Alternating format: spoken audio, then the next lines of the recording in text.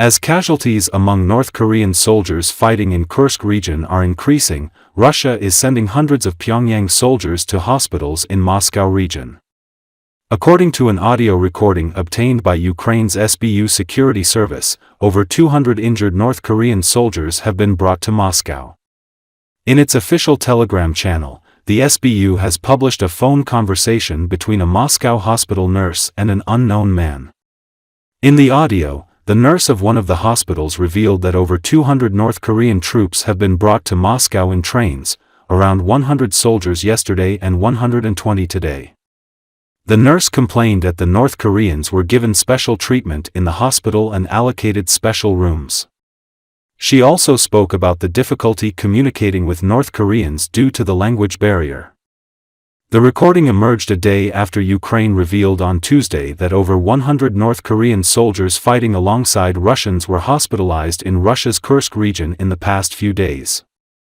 In addition, the 8th Division of the Ukrainian Armed Forces Special Operations Forces claimed that 50 North Korean servicemen have been killed and 47 others were injured in the hostilities in the past few days.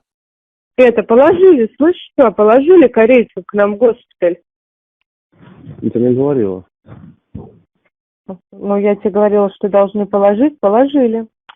Положили. Сегодня за Курским я бортом еду. 120 человек в поезде.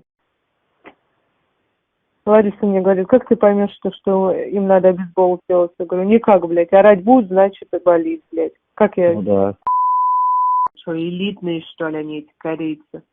Освобождаем для них какие-то определенные палаты, блядь, и что? Они что, у нас такие прям привилегированные, что ли? Ну, импортные. Импортные, блин, да мне похеру какие они, импортные. Мне ребята ржут, говорят, Настя, как ты, они будут тебе говорить, сделай бейсбол, а ты что? Я говорю, а я им скажу, иди нахер. Я не понимаю, что ты мне говоришь. Вообще, по-русски ноль. Мы через переводчик с ними, и они мне что-то говорят, он переводит, этот переводчик не так, как пипец. Все на одну рожу. Как мы с ними будем различать их, я не знаю. Я говорю, маркером на лбу им надо писать, блядь. Их всех одели в те цвета, какого цвета нам выделено в госпиталь. Теперь по цветам их различаем. Ну какая разница, они-то в госпиталь приедут все голубого цвета, как мы их будем отличать-то, блядь? У них на руках на этой стяжке номерки еще приклеены. Блядь, пипец какой-то, зоопарк вообще. Я говорю, скоро даже не с кем поразговаривать будет. Они будут в Карабахском там что-то бубнить. Дурдом. На английском с ними запрещено разговаривать. Потому что, типа, они же северные корейцы, они типа с нами, а южные, они типа с Америкой. На английском запрещено, чтобы они разговаривали, и мы им что-то на английском говорили. Это же пипец, дурдом какой-то. Считай, вчера поезд был. Тоже, да, примерно, около 100 человек. Сегодня еще 120, это уже 200. А сколько их еще там, одному Богу известно.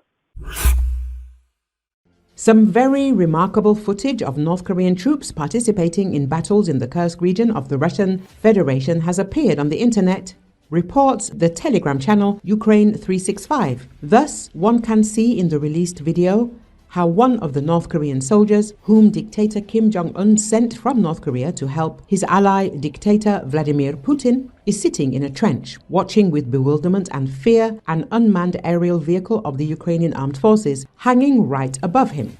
It is worth noting that earlier, Ukrainian military personnel said that the North Koreans fighting for Russia were physically well trained, but at the same time they were using outdated combat tactics and were completely unprepared to fight drones. It was also emphasized that the DPRK units suffered heavy losses in the Kursk region and are now being replenished, while at the same time the Russian command is sending them into battle without armored vehicles. Recall, Ukraine said that North Korean soldiers fighting alongside Russian troops suffered heavy losses during fighting at the weekend in the Russian region of Kursk. North Korean units that arrived in Kursk last month were involved in assaults at the weekend near 3 villages, according to Ukraine's Defense Intelligence Service.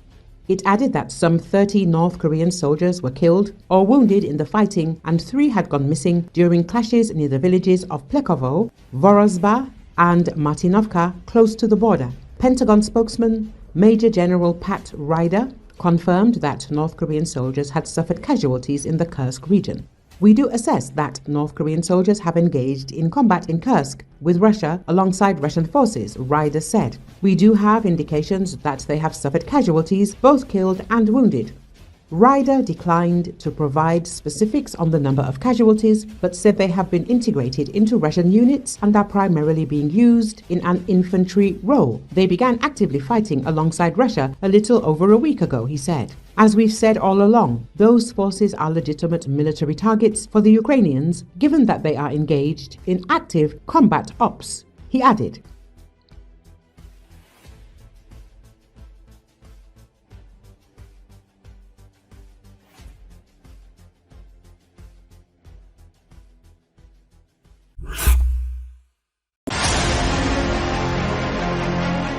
The DPRK military corps, which is fighting against Ukraine side by side with Russian soldiers, could have lost 4% of its numbers in one battle in the Kursk region. Forbes writes about this. Attacking in 3 waves across open fields near the village of Plekovo on Saturday, North Korean infantry was able to dislodge 100 Ukrainian troops who held the village.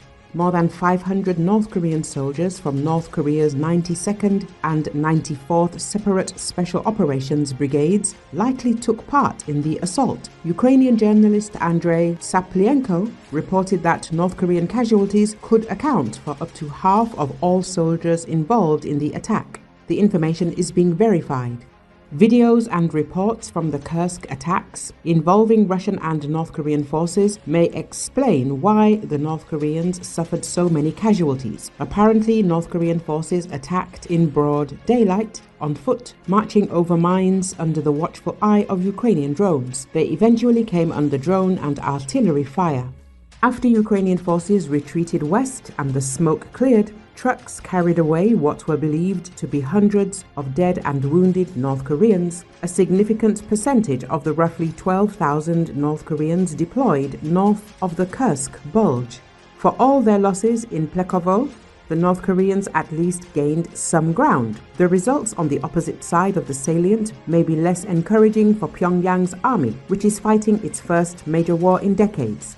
The Ukrainian 17th Heavy Mechanized Brigade, which holds the line on the western edge of the salient, said it inflicted significant losses on the enemy, possibly including North Koreans. It appears the brigade has not given up much ground, the author writes.